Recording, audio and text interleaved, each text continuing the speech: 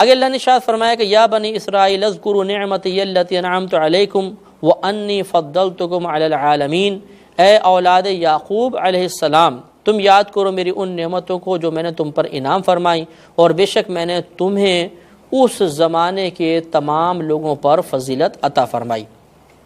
واتقوا یوما لا تجزی نفس عن نفس شیئا ولا يقبل منها شفاعہ ولا يؤخذ منها عدل ولا هم ينصرون، اور تم اس دن سے ڈرو جس دن کوئی جان کسی جان کا کچھ بھی بدلہ نہ بنے گی، اور نہ اس کی طرف سے کوئی شفاعت قبول کی جائے گی، اور نہ اس سے کوئی فدیہ لیا جائے گا، اور نہ وہ مدد کیے جائیں گے۔ یہاں پہ اللہ تبارک و تعالیٰ نے دوبارہ اب بنی اسرائیل کی نعمتوں کا تذکرہ فرمایا، انہیں احساس دلایا کہ تم ان نعمتوں کو یاد کرو، اور آپ کو بتایا تھا کہ نعمتوں کو یاد دلانے سے مقصود یہ ہے کہ جب ہم کسی محسن کے احسانات کو یاد کرتے ہیں تو مروت کا مادہ بڑھتا ہے، اور یہ مادہ مروت ہمیں اس بات پر مجبور کر دیتا ہے کہ ہم اس محسن کی اطاعت کریں، اس کی جائز اور معقول باتیں مانیں۔ لہٰذا جب اللہ تعالیٰ کی نعمتوں کو یاد کیا جائے گا تو مادہ مروت کا تقاضا ہوگا کہ ہم اللہ تعالیٰ کی اطاعت کریں، اور اللہ تبارک و تعالیٰ کی سب سے بڑی اطاعت جو اس دور میں تھی، جس کا اطاعت کا تقاضا تھا کہ نبی کریم صلی اللہ علیہ وسلم پر ایمان لایا جائے، تو اگر واقعی یہ مروت کا مادہ بیدار ہوتا، وہ لوگ اس پر غور و تفکر صحیح معنی میں کرتے، تو ضرور نبی کریم صلی اللہ علیہ وسلم پر ایمان لے کر آتے۔ اور ایک مزید احسان اس میں اللہ تعالیٰ آنے کے تمام لوگوں پر فضیلت عطا فرمائی، لہٰذا پھر بیان فرمایا کہ جب یہ ایسا ہوا تو تم اس مروت کے تقاضے کے تحت اس دن سے ڈرو جس دن کوئی جان کسی جان کا بدلہ نہ بنے گی۔ یعنی ایسا نہیں ہوگا کہ بروز قیامت کوئی باپ یہ کہہ دے کہ اللہ تعالیٰ تو میرے بدلے میں میرے بیٹے کو جہنم میں ڈال دے، مجھے معاف فرما دے، نہ اولاد کی طرف سے والدین کا کوئی فدیہ قبول کیا جائے گا۔ تو اس سے جہاں معاملہ یہ ظاہر ہوا کہ انتہائی عدل و انصاف ہوگا، کوئی ایک شخص دوسرے کے لیے نہیں پکڑا جائے گا، وہیں پر ہمارے عقیدہ آخرت کی توثیق بھی ہوتی ہے کہ ایک دن ایسا ضرور آئے گا کہ جس میں اللہ تبارک و تعالیٰ بدلہ دلوائے گا۔ وَلَا يُقْبَلُ مِنْهَا شَفَاعَةٌ، اور نہ ان کی طرف سے کوئی شفاعت قبول کی جائے گی، یعنی کفار کے لیے شفاعت کے دروازے بند ہوں گے، ورنہ مومنین کے لیے ضرور شفاعت کے دروازے کھلے ہوں گے۔ مسلم شریف کی روایت ہے، نبی کریم صلی اللہ علیہ وسلم فرماتے ہیں کہ بروز قیامت جب سب لوگ نفس نفسی کے عالم میں ہوں گے، پیاس کی شدت کی وجہ سے زبانیں باہر ہوں گی، دھوپ بہت سخت ہوگی، اس وقت لوگ آپس میں مشاورت کریں گے کہ ہم کیا کریں، کیونکہ حساب و کتاب کا دروازہ کھل نہیں رہا ہوگا۔ اس وقت کوئی مشورہ دے گا کہ چلو ہم آدم علیہ السلام کے پاس چلتے ہیں، وہ ہم سب کے والد ہیں، وہ اللہ کی بارگاہ میں ہماری سفارش کریں کہ حساب و کتاب شروع ہو۔ سب لوگ آدم علیہ السلام کی بارگاہ میں حاضر ہوں گے، لیکن آدم علیہ السلام منع فرمائیں گے اور کہیں گے کہ تم ایسا کرو کہ نوح علیہ السلام کے پاس جاؤ۔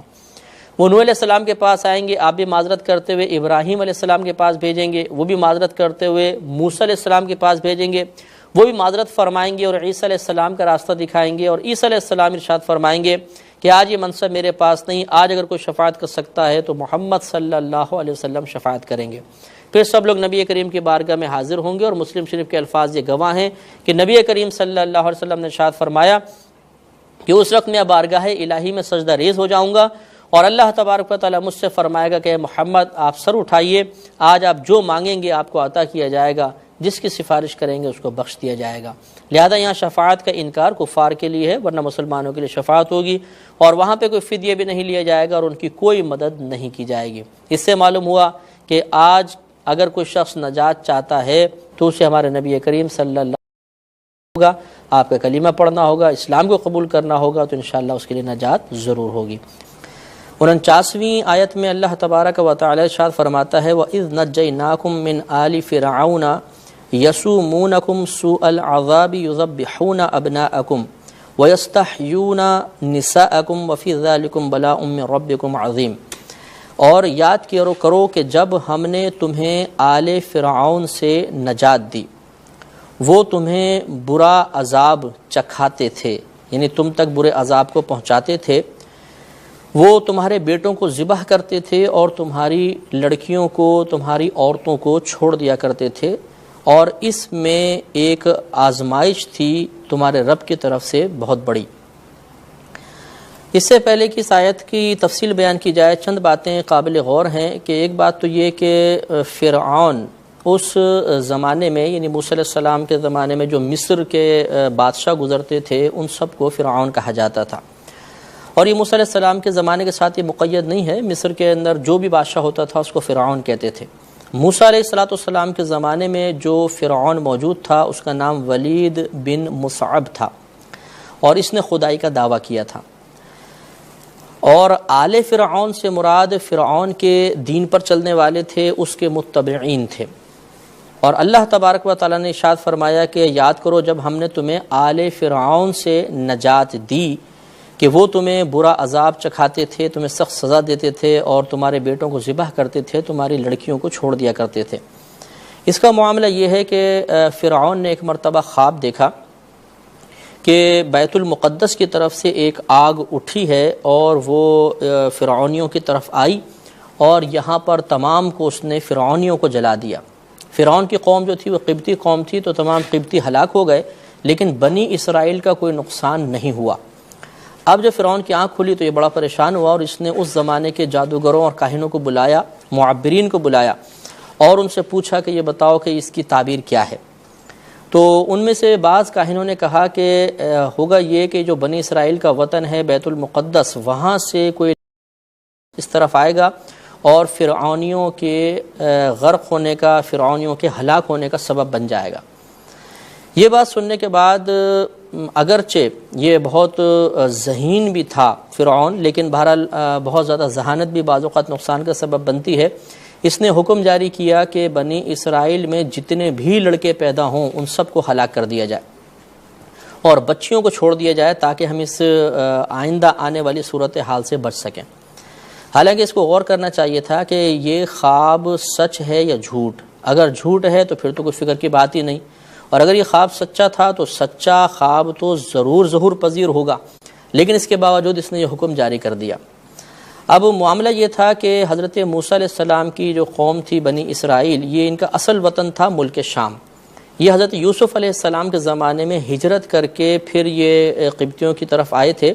مصر پہنچے تھے، اور پھر ان قبطیوں نے ان پر غلبہ پا کے انہیں اپنا غلام بنا لیا تھا، اور ان سے مختلف قسم کے چھوٹے کام لیے جاتے تھے، محنت مزدوری کروانا، کھیتی باڑی کروانا، مکانات وغیرہ بنوانا، یہ تمام کام ان کے سپرد تھے۔ اب جب فرعون نے حکم دے دیا کہ ان کے تمام لڑکوں کو ہلاک کیا جائے، لڑکیوں کو چھوڑ دیا جائے، تو اب وہ قبطی اپنی عرض لے کر فرعون کے پاس پہنچے اور کہنے لگے کہ اگر اسی طریقے سے لڑکوں کا قتل عام جاری رہا تو بچے لڑکے مر رہے ہیں اور لڑکے قتل کیے جا رہے ہیں اور بوڑھے مر رہے ہیں، تو کچھ عرصے بعد پھر ایسا معاملہ ہوگا کہ ہمارے پاس کوئی مزدوری کرنے والا بھی نہیں بچے گا، تو پھر ہم سب کو خود ہی مزدوری کرنی پڑے گی، لہٰذا اس پر کوئی نظر ثانی کی جائے۔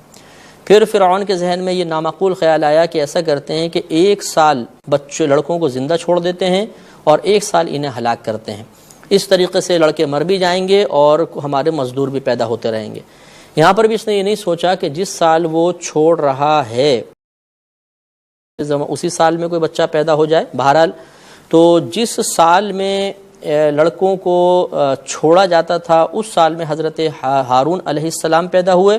اور جس سال میں بچوں کو ذبح کیا جانا تھا اس سال میں حضرت موسیٰ علیہ السلام کی پیدائش ہوئی۔